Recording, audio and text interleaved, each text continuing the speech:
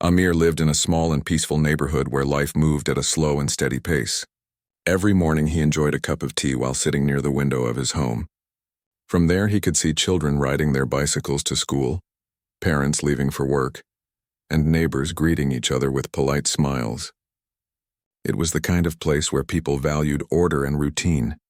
Amir liked this way of living because it gave him comfort and peace of mind. Amir was a very organized man. He kept his important belongings in perfect order. Among these belongings was his collection of licensed firearms, carefully stored in a safe. He had gone through all the legal procedures, filled every form, and followed every safety rule to make sure nothing could go wrong. For him, responsibility was not just a word but a lifestyle. He believed that anything valuable had to be protected with discipline, paperwork, and proper locks. The Homeowners Association, often called the HOA, was responsible for community matters. Usually the HOA only discussed small issues such as the color of houses, the trimming of hedges, or the maintenance of shared areas. Amir had never once heard of the HOA interfering with private property in such a personal way. That was why what happened one June afternoon felt so unusual. It was a warm day. Amir was preparing his second cup of tea when he noticed a black car entering the street.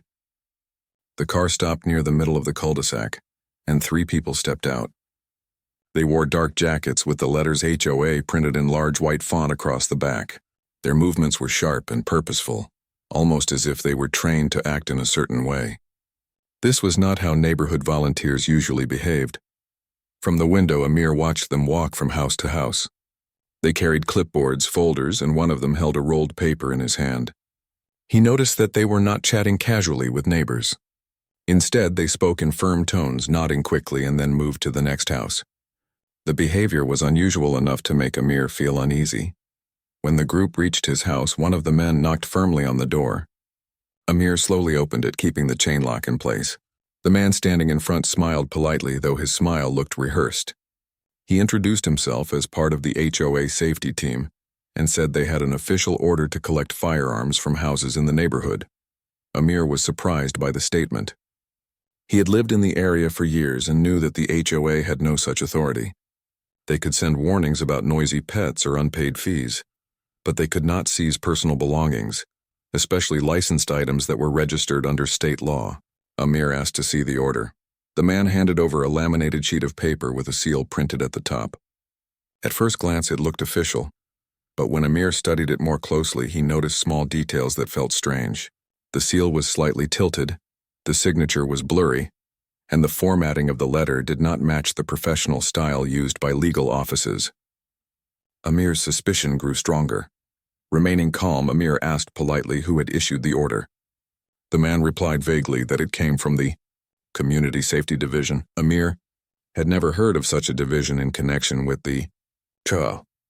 The answer made him even more cautious. He knew it was not wise to argue or act in haste. Instead, Amir chose to follow a calm and structured approach. He closed the door gently, leaving the man waiting outside, and went to his living room to pick up his phone. He began recording through the small camera that pointed toward his front gate. This way, every word and every movement would be captured as evidence. Amir then thought about the lessons he had learned from elders during his younger years. They used to tell him that when things felt wrong, the best response was to stay calm, collect information, and never rush. One of his old neighbors, who had once been in the military, had taught him the value of following a protocol. Think first, then act in a clear order. That memory now came back to him with full force. Through the window, he saw the man at the door knock again, this time harder. Amir stayed steady. He knew something was not right, but instead of panic, he let preparation guide his actions. He checked the locks, confirmed that everything inside was safe, and made sure his phone battery was full. Then he walked back toward the door, ready to ask questions and record every word. At that moment, Amir understood that his peaceful neighborhood was about to face something unusual. The quiet street, once filled only with bicycles and greetings, now had visitors who carried themselves like officials but did not feel genuine. Amir did not know yet who they truly were, but he knew one thing with certainty. He would not let fear rule his decisions. He would rely on calm steps, clear thinking, and proper procedure to handle whatever was coming. The knock on Amir's door became louder, as if the visitors wanted to show more authority. From inside, Amir could hear one of them speaking with a firm tone. "We are here to collect items that are unsafe for the community. This is an important order, and we expect full cooperation." Amir opened the door slightly again, keeping the chain in place. His calm face hid the careful thoughts moving inside his mind. He did not want to show fear or anger. Instead, he wanted to understand exactly who these people were and what they wanted. The man in the dark jacket held up the laminated paper once more. "You can see the order for yourself," he said. His voice sounded polished, almost like someone who had practiced the same lines many times. Amir glanced at the paper again, noticing the same mistakes he had seen earlier. The formatting looked unprofessional, the seal looked faded, and the signature seemed copied rather than original. Amir asked a simple question. "Who signed this order?" The man gave a vague answer. "It comes from the Community Safety Division under the Homeowners Association." His eyes moved quickly, as though he hoped Amir would accept the explanation without asking more. Amir shook his head slightly.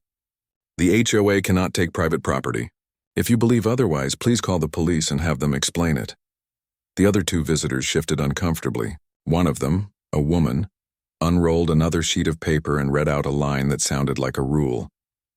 She claimed that firearms in homes were a danger to community peace and therefore could be removed. But Amir knew the real rules. He had studied the laws when he applied for his licenses. He knew that only a proper court order and law enforcement officers could request such things. While the visitors tried to sound official, Amir noticed a neighbor across the street peeking through her curtains. A moment later, she stepped outside. It was Layla, who lived directly opposite his house. She called across the road in a steady voice. "Amir, is everything fine?" Amir gave a calm nod and replied, "They are asking for something unusual. Please stay close." Layla frowned and crossed her arms, staying near her porch. Her presence gave Amir more confidence. He was no longer facing the visitors alone.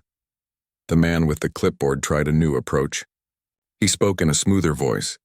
"Look, we are here to help you. If you cooperate now, this matter will be closed quickly. No one will trouble you further." Amir kept his voice even. "I prefer to wait for the police. If this is real, then the police will confirm it. If it is not real, then we will know the truth." The visitors exchanged glances. Their confidence seemed to weaken as they realized Amir was not giving in.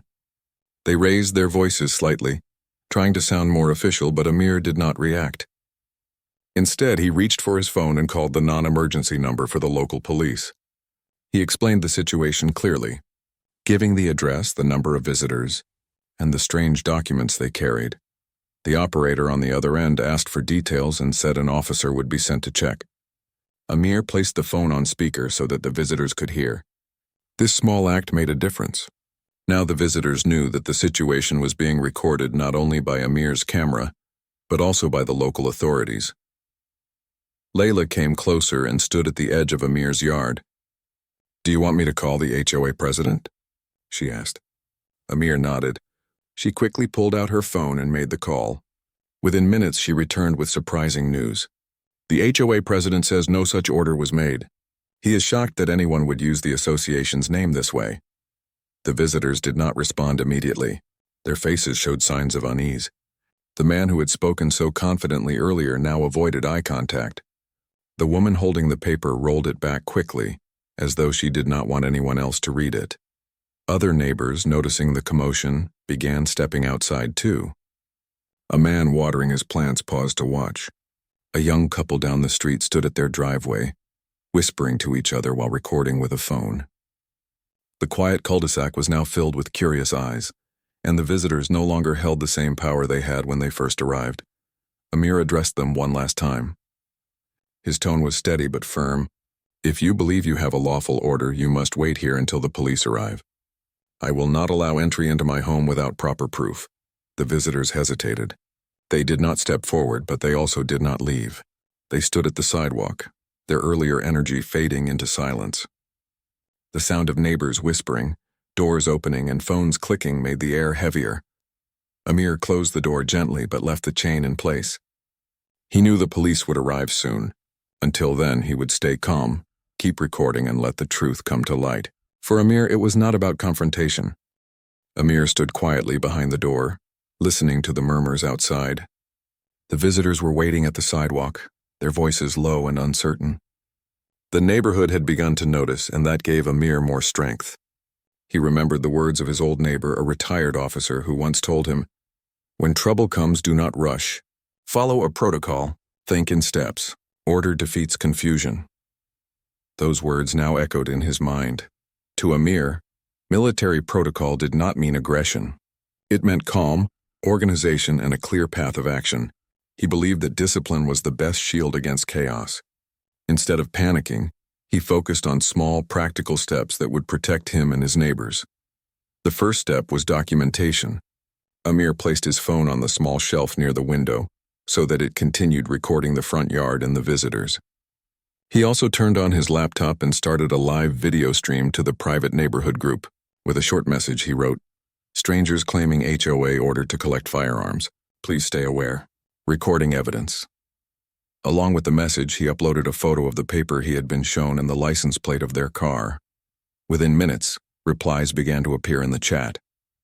Neighbors confirmed they had also been approached, while others said they had not. Some thanked Amir for warning them. A few said they were calling the real HOA board to verify. This gave Amir reassurance. He was not alone in facing the issue. The second step was verification. Layla had already called the HOA president and received confirmation that no such order existed. Amir made sure the information was shared with the neighbors through the group chat. This stopped any confusion from spreading. Everyone now knew that the so-called order was false. The third step was to stay connected with authorities. Amir kept the phone call with the police dispatcher active. The dispatcher asked for updates every few minutes and advised Amir to stay calm and not to let the visitors inside. The dispatcher also confirmed that an officer was already on the way. Amir shared this with the neighbors, which gave them comfort.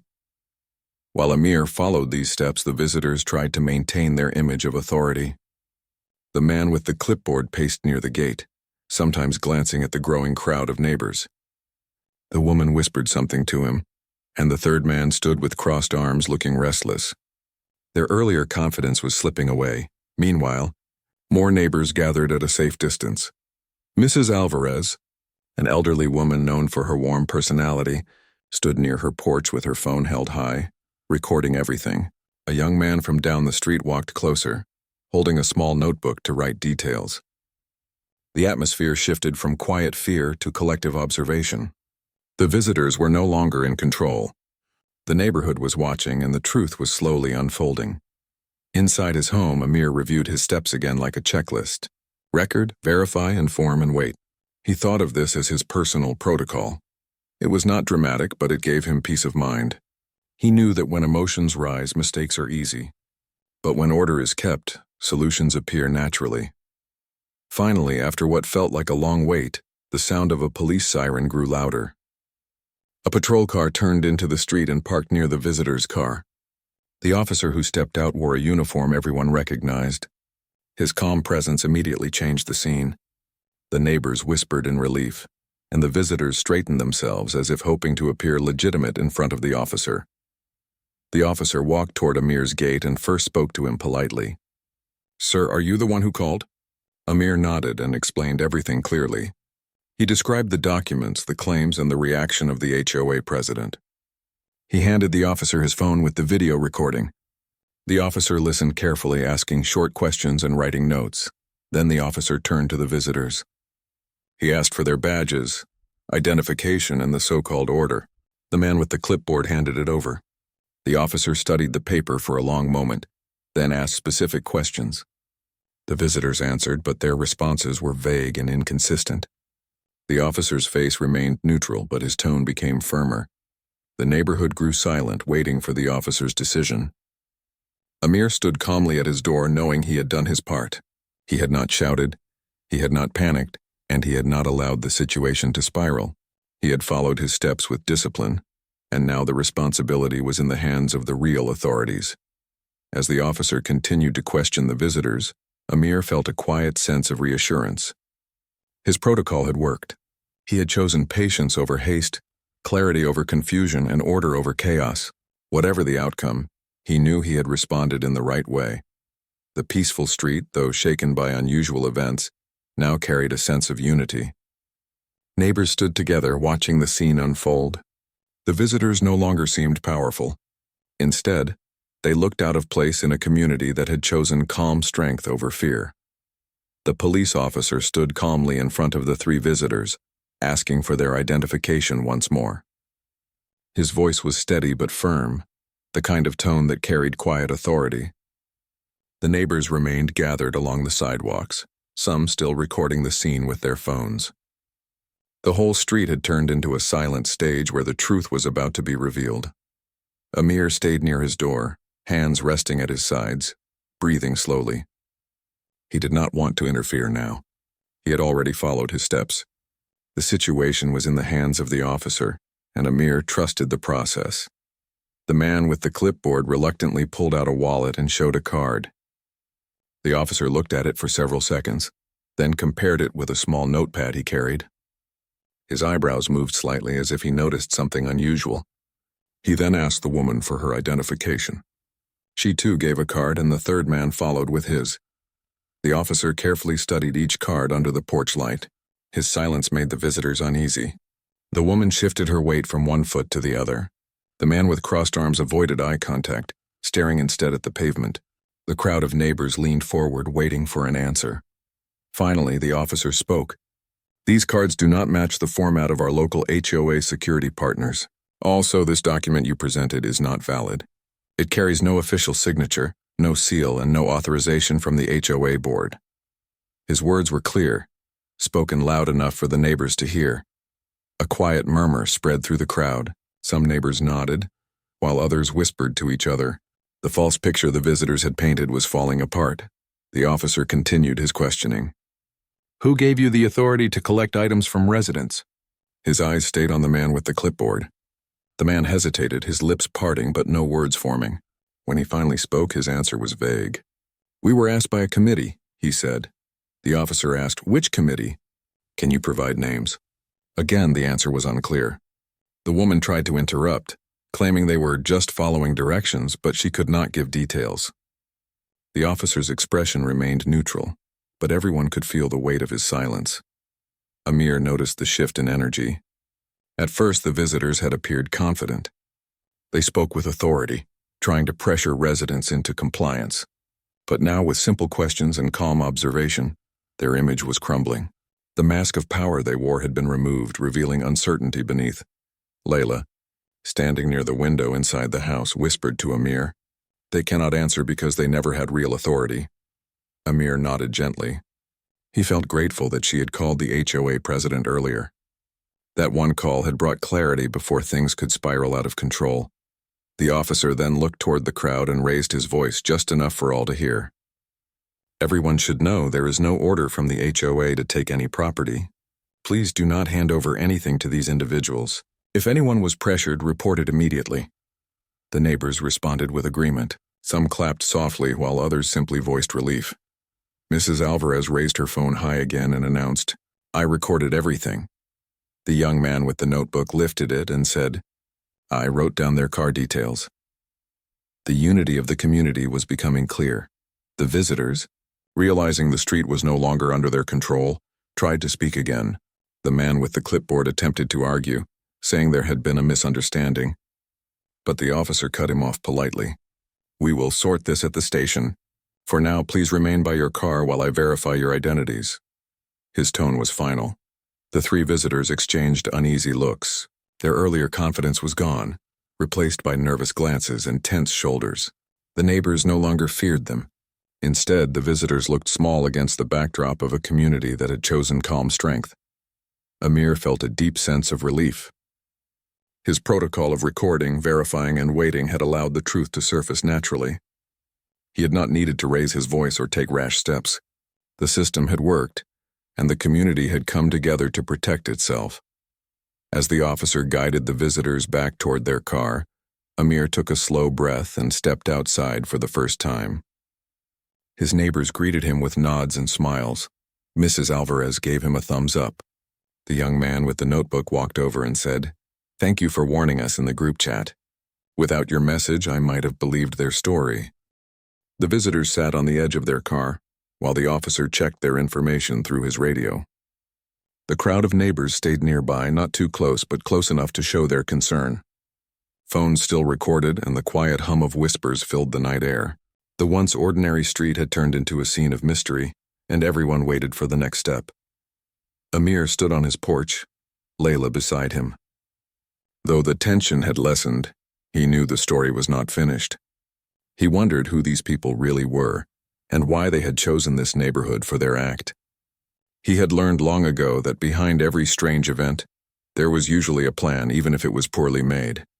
The officer finished speaking on his radio and returned with a steady pace. His expression was calm but thoughtful. He looked at the crowd first, then at the visitors. "The identification these people gave does not check out," he said. "Their names are not in the system and their claimed connections are false." A gasp rose from the neighbors. Mrs. Alvarez shook her head, muttering in disbelief. The young man with the notebook scribbled quickly, wanting to capture every detail. Some of the residents exchanged looks of concern. If these visitors were not who they said they were, then why had they come here? The officer continued, "I have requested another unit to assist. For now, please return to your homes. You are safe, and we will handle the situation." The neighbors hesitated. Many did not want to leave until they understood more. Amir stepped forward and asked politely, "Officer, do we know why they are here?" His voice was respectful but steady, reflecting the curiosity of the whole community. The officer paused before answering. "That part is still unclear. They refuse to give a clear reason. But I assure you this matter will be investigated." Though the words were calm, Amir sensed that even the officer did not yet have all the answers. The visitors avoided eye contact, sitting stiffly on the car hood, their earlier boldness completely gone. The man with the clipboard fidgeted with his hands. The woman stared at the ground, and the third man crossed his arms tightly, as if trying to shield himself from the questions. The neighbors slowly began to return to their homes, but many lingered at their doors or windows, unwilling to miss what might unfold. A few gathered near Amir's yard, thanking him once more for warning them and keeping a record. Amir nodded humbly, saying, "We did it together. Everyone played a part." Layla whispered softly, "They came here with a plan, Amir. But it failed because the neighbors stood together." Amir agreed, but his mind was still restless. The thought of strangers pretending to have authority troubled him deeply. If this could happen once, what would stop others from trying again? He believed in preparation, in steps, in protocols, but he also believed in understanding the root of problems. Without that, the same problem could return in another form. The second police unit soon arrived. 2 more officers joined the first, and together they questioned the visitors in quiet tones that carried no friendliness. They asked for more details, checked the car registration, and examined the false documents again. Their professional manner gave the neighbors comfort, even as the mystery grew deeper. Amir stayed outside, quietly watching, not interfering. He thought about the lessons of the night so far. The first lesson was simple. Fear spreads quickly, but clarity spreads faster when people share information. The second lesson was just as important. Calm discipline, like a protocol, could turn confusion into order. But the third lesson was still forming in his mind. A question without a clear answer. Who had created this false order? And why target the homes of his community? One of the new officers approached Amir. "Thank you for the recording and the messages you shared with your neighbors. It helped us a lot. Do you mind if we collect the full video later?" Amir agreed at once. He knew that sharing information was part of responsibility. "Of course," he said. "Anything that helps bring the truth forward." The officer gave a brief nod and walked away to continue the process. Amir remained still, hands folded behind his back. The night air was cooler now, and the sound of crickets filled the small pauses between conversations. It almost felt peaceful again, but the unanswered questions kept a quiet weight over the street. When the visitors were finally guided into the police car, the neighbors sighed in relief. Some waved to the officers, thanking them. Mrs. Alvarez lifted her hand toward Amir with a gentle smile. The young man with the notebook called out, "We'll keep sharing updates in the group chat." Slowly, the crowd dispersed, and the street began to return to normal. But Amir knew that normal was only on the surface. Deep down, the community had been tested. They had seen how easily false authority could appear at their doors. The experience left a mark, a reminder that trust must be paired with awareness. As Amir closed his front door and walked back inside, Layla looked at him with steady eyes. "This is not the end," she said quietly. Amir nodded. "No, it is only the beginning of something we do not yet understand." The truth was still out there, hidden behind masks of false authority. And Amir knew the answers would not come easily. The street was quieter now, but Amir could still feel the tension lingering in the air. The visitors had been taken by the police, yet their mysterious purpose left many questions unanswered. Neighbors slowly returned to their homes, exchanging cautious glances and whispered conversations. The sense of unity that had grown during the night was still strong, but everyone knew the experience had reminded them how vulnerable they could be to deception. Amir stepped back into his living room, closed the door gently, and began organizing his thoughts. The incident had reminded him of an important principle. Preparation was the key to safety. He had followed a calm protocol and it had worked. But the unknown was always unpredictable. He decided that more steps were needed to ensure both his household and the community were ready for anything. He opened his laptop and began writing a detailed account of the evening. He included timestamps, video recordings, and notes on how the visitors had behaved. Every detail mattered. The direction of their car, the errors in their documents, the vague answers they had given to questions. He labeled the files clearly, knowing that organized information could make all the difference if the police needed it later. Layla came into the room quietly, carrying a cup of tea. She handed it to Amir and said, "You were calm the whole time. I'm glad you stayed steady." Amir smiled softly. "It wasn't just me. The neighbors helped too. Awareness spreads faster than fear." He paused for a moment, thinking.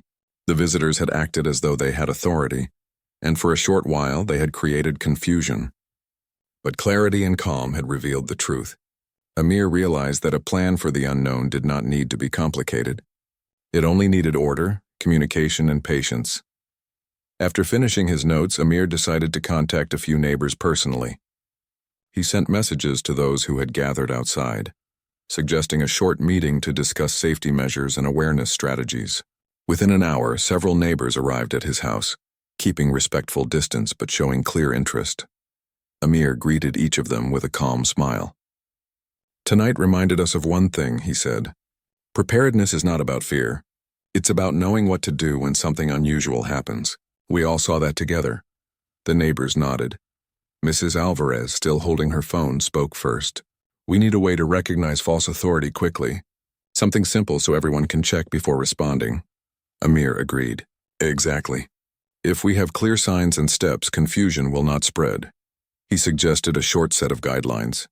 Verify identity, call authorities, record events, inform neighbors, and wait calmly.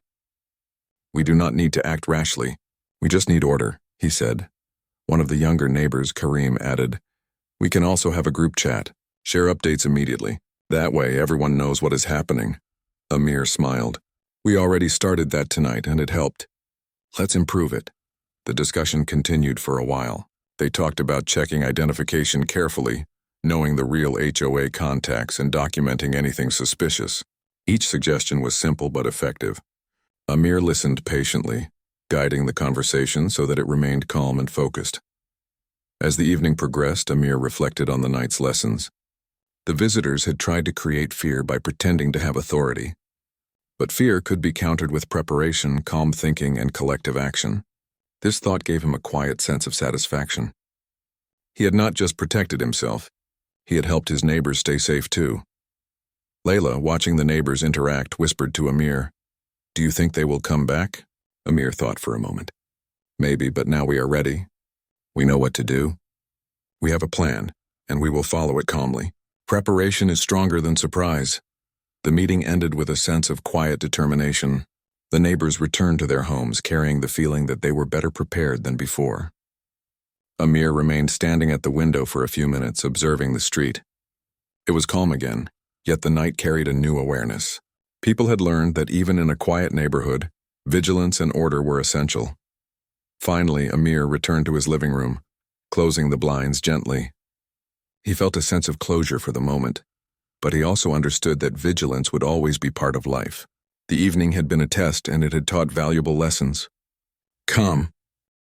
The following morning, Amir woke up early, still thinking about the previous night. The street looked peaceful under the soft light of dawn, but he knew the calm was temporary. The visitor's motives were still unclear, and the police investigation was ongoing. He poured himself a cup of tea and sat by the window, observing the quiet neighborhood with careful eyes. Soon, a gentle knock at the door interrupted his thoughts. It was Officer Malik, the same police officer who had handled the visitors the night before. He carried a small notepad and greeted Amir politely. "Good morning, sir. I wanted to follow up and ask a few questions about what happened last night. Your recording and notes were very helpful." Amir invited him inside and offered a chair. "Of course," he said. "I hope it helps the investigation." Officer Malik nodded. "It does. We are checking the visitors' background and the documents they presented. So far, everything suggests that this was a planned attempt to appear official, but the source behind it is still unknown." Amir listened carefully. He felt a mixture of relief and curiosity.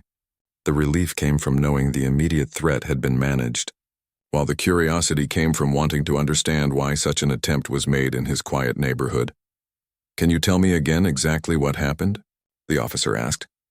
Amir explained the sequence calmly: the visitors arriving in a black car, the knocking at the door, the false papers, and the strange answers they gave. He described how he had kept calm, recorded everything, and notified neighbors and authorities. Officer Malik listened closely, occasionally taking notes. After Amir finished, the officer asked, "Do you have a system for informing neighbors about unusual events?" "Yes," Amir replied. "We have a group chat where we share updates immediately. Last night it helped everyone stay aware and calm." Officer Malik nodded appreciatively. "That is very responsible. It likely prevented panic and kept everyone safe. This kind of community alert system is rare and valuable." While the officer spoke, Amir thought about the lessons of the past hours. Preparation, calmness, and sharing accurate information had turned a potentially confusing situation into a controlled one. The neighbors' cooperation had strengthened the outcome even more. The officer then said, "We are still looking into who sent these visitors. So far, we have no link to any official organization, HOA, or private company. It may have been an attempt to test reactions or to gain attention." Amir frowned slightly. "Do you think it could happen again?" "It is possible," Officer Malik admitted. "But your community is now aware and better prepared. Awareness is the best defense against unknown threats." Amir thanked the officer, feeling reassured by his words. The situation was serious, but now it was manageable. He realized that while one person could remain calm and follow a protocol, a whole community acting together was even stronger. Later that morning, neighbors came outside again, checking in on each other. Some shared updates they had received from the police, while others spoke about minor preparations they could make in case of future incidents. Amir suggested a short meeting at the weekend to discuss a clear plan for all residents. Everyone agreed. Layla smiled at Amir. "You turned a frightening night into a lesson for all of us," she said. Amir shook his head modestly. "We all worked together. Calm thinking and clear steps made the difference, not just me." By afternoon, the police had left, but their investigation continued. Amir stayed alert, reviewing his notes and keeping the group chat active. The visitors' motives remained unknown, but Amir felt confident that his neighborhood would respond wisely if anything else occurred. The calm street seemed brighter in the afternoon sun. Children played in yards, neighbors waved to each other, and the sense of normal life slowly returned. Yet beneath the surface, everyone carried a new awareness of responsibility, vigilance, and community unity. Amir looked around and felt proud, not of himself, but of the way people had acted together. As the day ended, Amir sat on the porch with Layla. They watched the street grow quiet, reflecting on the lessons learned. Calmness, order, preparation, and unity. These were the tools that had turned fear into strength. The mystery of the visitors had not been solved completely, but the community had grown stronger because of it. Amir knew that the investigation would continue, and the answers might take time. But the night of confusion had taught him that clear thinking, simple steps, and trust in process could turn any challenge into a manageable situation. For now, the neighborhood was safe, aware and united, and Amir, quietly observing the calm street, felt ready for whatever the next step might bring. The days after the incident passed quietly, but the memory of the visitors lingered in the minds of Amir and his neighbors, even though the immediate threat had been removed. The mystery of who had sent the visitors remained unsolved. Amir understood that some questions might take time to answer, but he had learned an important lesson. Calm and preparation could face any challenge. Amir spent his mornings reviewing the recordings and notes he had made. Each detail seemed small, but together they formed a clear picture of what had happened. He also checked his safety systems, ensuring that locks, cameras, and emergency numbers were all up to date. Preparation was no longer just a habit. It had become a part of his daily routine. Layla joined him on the porch one morning carrying a tray with 2 cups of tea. "You have been busy," she said with a soft smile. Amir nodded. "It is important to stay ready. Last week showed us that things can happen without warning. But preparation gives calm, and calm makes decisions easier." The neighborhood had also changed. The group chat that Amir had started became more active. Neighbors shared small updates about unusual activities, changes in local rules, or any concerns they noticed. Even minor issues like unexpected deliveries or new maintenance workers were reported and verified. Everyone had learned to be careful without being afraid. A few days later, the HOA board called a community meeting to address the incident officially. They thanked Amir and the neighbors for their vigilance and explained that the so-called Community Safety Division did not exist. The board also encouraged residents to continue using the group chat and to maintain calm, disciplined actions if anything unusual occurred in the future. Amir spoke briefly at the meeting. "Last week reminded us that calm thinking and teamwork are our strongest tools," he said. "We do not need to panic. If we act together and follow clear steps, we can face anything." The neighbors nodded and some applauded softly. The sense of unity in the room was stronger than ever. Later that evening, Amir returned to his porch with Layla. The sun was setting, painting the sky in shades of orange and gold. Children played on the sidewalks and neighbors waved as they returned from their walks. The street had regained its peaceful rhythm, but the air now carried a quiet confidence. Layla looked at Amir and said, "Do you think they will ever find out who sent those visitors?" Amir considered this for a moment. Maybe, maybe not. The important thing is that we learned how to protect ourselves and each other. That knowledge cannot be taken away. Amir reflected on the lessons of the past week. Calmness, order, patience, and verification. These were the principles that had turned a tense night into a manageable situation. He realized that fear often came from confusion, and confusion could be defeated with clear steps. The visitors had tried to create fear, but the community's preparation had transformed it into strength. He glanced at the neighbors' homes, each with its lights on, doors locked, and cameras quietly observing. Everyone had played a part, whether by standing outside that night recording the scene or simply staying aware. Amir felt a sense of pride not in himself alone but in the entire community. They had faced the unknown together. As darkness settled over the street, Amir took a deep breath. The night was calm, the neighborhood safe, and the lessons of vigilance and preparation firmly in place. The visitors, whoever they were, could no longer disrupt the peace of this community. The HOA had clarified the truth. The police continued their investigation, and Amir's neighborhood had grown stronger.